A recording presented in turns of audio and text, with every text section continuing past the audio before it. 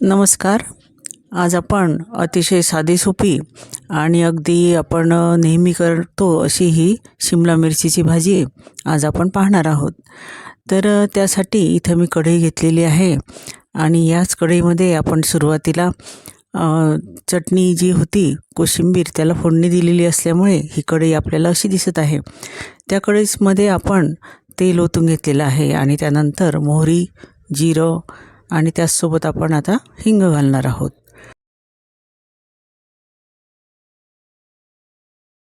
तर अशी ही फोडणी आपण तयार केलेली आहे.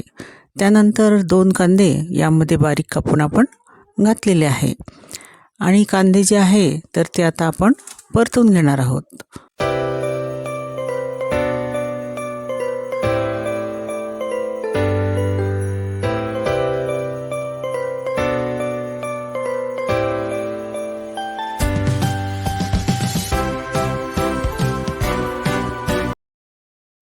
यामध्ये आता आपण वाटण जे आहे तर हे घातलेलं आहे.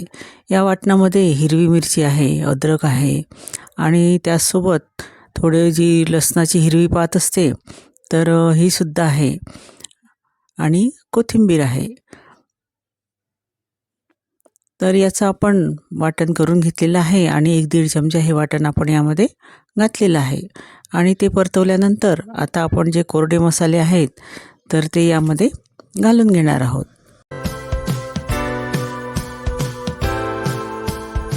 आपण अर्धा चमचा हळद घातलेली आहे, त्याचसोबत लाल तिखट जे आहे तर ते घातलेलं आहे आणि त्याचसोबत धने पावडर आपण यामध्ये घालून घेतलेली आहे आणि आता हे आपण छान परतून घेणार आहोत. आणि हे कोरडे मसाले भाजल्यानंतर यामध्ये आपण कापून घेतलेली जी शिमला मिरची आहे हिरवी, तर ही हिरवी शिमला मिरची आपण त्यामध्ये टाकून देणार आहोत. आता बघा, आपल्याकडे लाल, हिरवी आणि पिवळी अशा 3ही रंगाच्या शिमला मिरची मिळतात. तर ह्या 3ही ज्या आहेत तर त्या आरोग्यासाठी तितक्याच फायदेशीर अशा आहेत. तर यामध्ये व्हिटॅमिन सी असते आणि अँटीऑक्सिडंटचं प्रमाण यामध्ये भरपूर असतं. त्याचसोबत यामध्ये पोटॅशियमसुद्धा असते आणि अँटी इन्फ्लेमेटरीचे गुणधर्म यामध्ये आहेत. त्यामुळे आपल्याला आणि कॅलरीजही कमी असल्यामुळे वजन नियंत्रित ठेवण्यासाठी याची मदत होते. त्याचसोबत यामध्ये फायबरचं प्रमाण जास्त असल्यामुळे पचनक्रियासुद्धा सुधारते आणि रोगप्रतिकारक शक्तीही वाढते. त्यामुळे आपल्याकडे जी अवेलेबल असेल त्या शिमला मिरचीचा आपण भरपूर असा उपयोग हा केला पाहिजे. यामध्ये चवीनुसार आपण मीठ घालून घेणार आहोत आणि त्यानंतर ही भाजी आपण छान परतून घेणार आहोत आणि त्याला छान वाफ येऊ द्यायची आहे. तर अजिबात यामध्ये पाणी घालण्याची आवश्यकता नाही आहे. आपली शिमला मिरची जी आहे तर ती अतिशय फ्रेश अशी ही होती.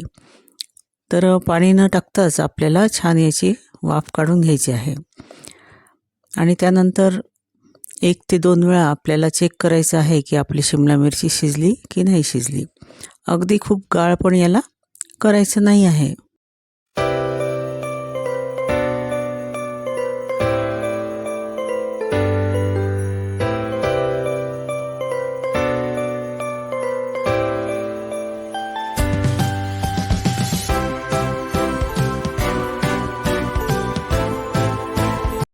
तर आपण या ठिकाणी शिमला मिरची चेक केलेली आहे शिजली किंवा नाही.